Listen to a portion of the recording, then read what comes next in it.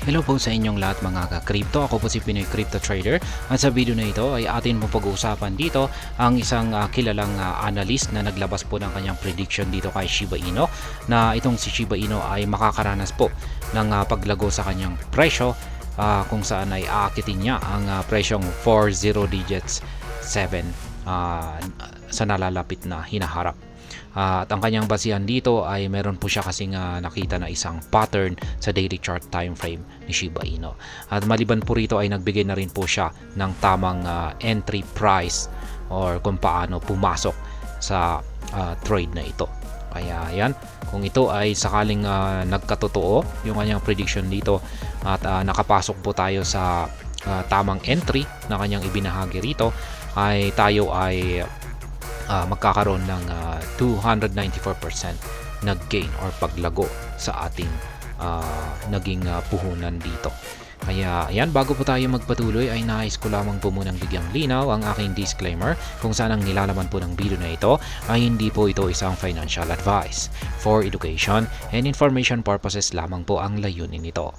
Maliban po dito ay nais ko na rin pong magbigay babala na wala pong kahit anumang group chat ang Pinoy Crypto Trader.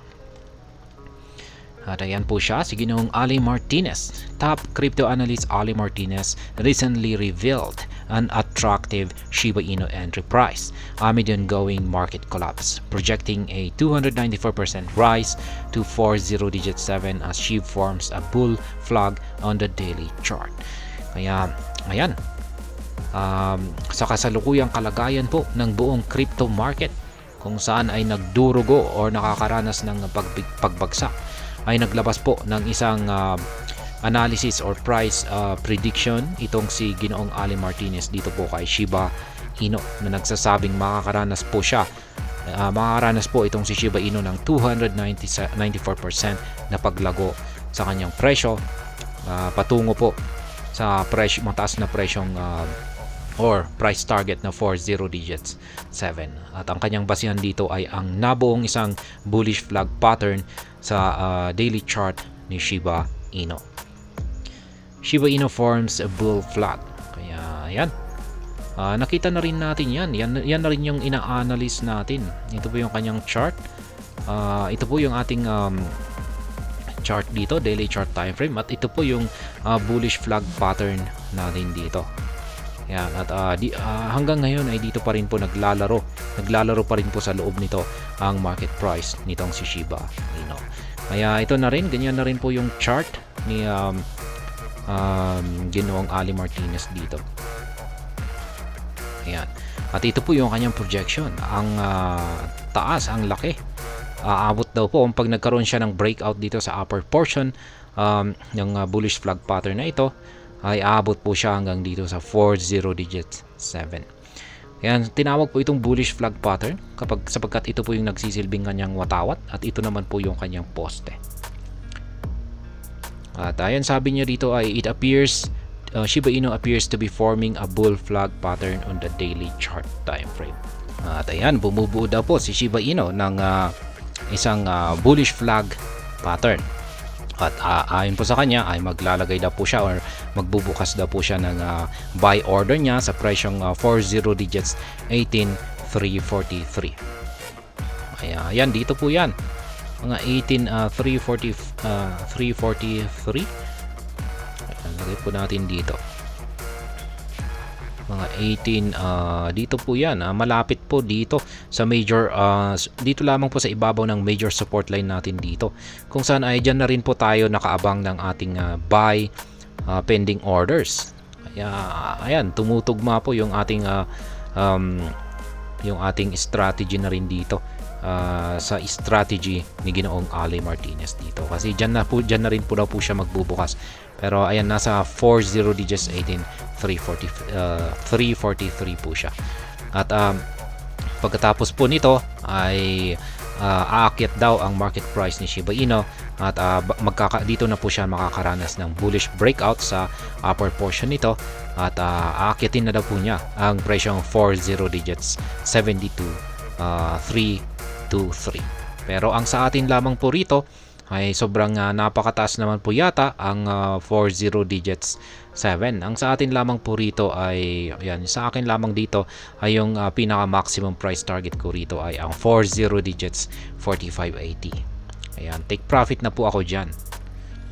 Pero yung sa atin naman po ay spot, kung tayo ay naglo-long, kapag tayo ay nag-futures trading, ay syempre long entry position po yan ay dito na ako magti-take profit dyan, 45.80. Pero sa pag-spot trading naman po kasi ay syempre percentage po yan, at syempre hindi pa rin, maski umabot po rito yung market price ni Shiba Inu, ay syempre yung nabili ko rito ay hindi ko yan ibebenta lahat, hindi ako magli-liquidate dito.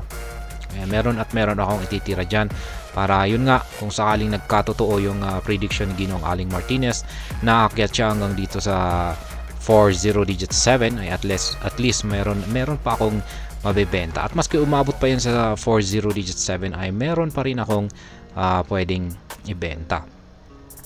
Kaya ayan, ganyan lamang po yan. However, the analyst sees this low as the springboard that could help propel Shiba Inu above the ball flag, setting 40 digits 183 as his entry point. Kaya yan, ayon po kay Ginoong Aling Martinez ay ang 40 digits 183 na presyo ay ito na po yung pinakamababang presyo na pwedeng ibagsak, or kung saan pwedeng bumagsak itong si Shiba Inu. Kaya yan po yung kanyang dahilan kung bakit ito raw yung best na entry point or best na pumasok ng ating trade. Long trade po yan sa futures trading. At syempre, kung pag spot trading naman ay bumili ng marami sa presyong ito. At yan na nga, hindi naman po nalalayo yung ating buy pending position naman dito, kung saan ay nasa bahagyang mas mababa lang konti, nasa 40 digits 1771 naman po ang sa atin.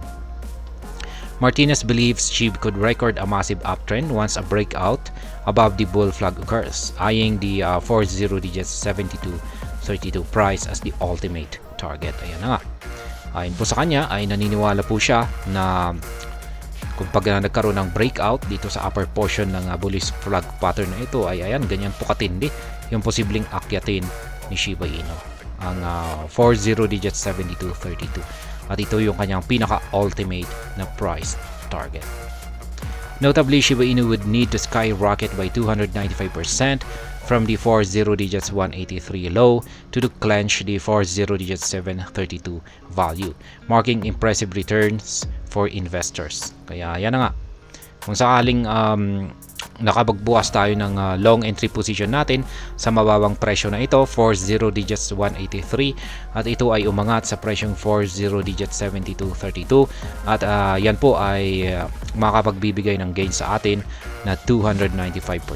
Kaya isa po itong matindi at kahang-hangang return or kita para sa mga investors or traders.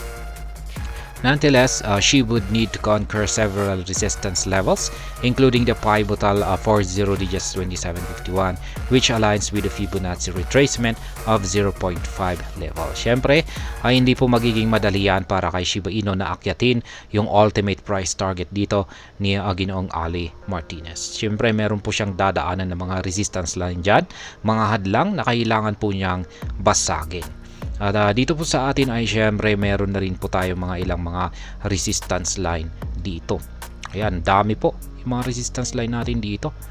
Ayan, may major resistance line tayo rito sa 40 digits 2773. Ayan, at meron pa tayong dalawang mga minor resistance line dito. At syempre, yung 40 digits 4580 na isa na rin pong major resistance line. Kaya dami po niya kailangang basagin bago po niya magawang akitin ang ultimate price target dito ni Ginoong Ali Martinez na 40 digits 72.32. At ayan pong muli ang kilalang crypto analyst na si Ginoong Ali Martinez. Ayan po siya ay naglabas ng prediction dito kay Shiba Inu na ito po ay makakaranas ng pag-angat sa presyo patungo sa presyong 40 digits 7. At hanggang dito na lamang po tayo sa video na ito. Sana po ay inyong nagustuhan ang aking paliwanag sa video na ito. Kung inyo po itong nagustuhan ay pakiclick lamang po ang like button nito. Para naman po sa mga bago lamang dito, kayo po ay aking inaanyayahan para mag-subscribe. Pakiclick na rin po ang bell icon nito dahil ito po ang siya magsisilbing notification nito sa mga bago kong videos na akin pong ina-upload sa aking YouTube channel na ito. Marami pong salamat sa panonood. Ingat po tayo lagi at God bless po sa ating lahat.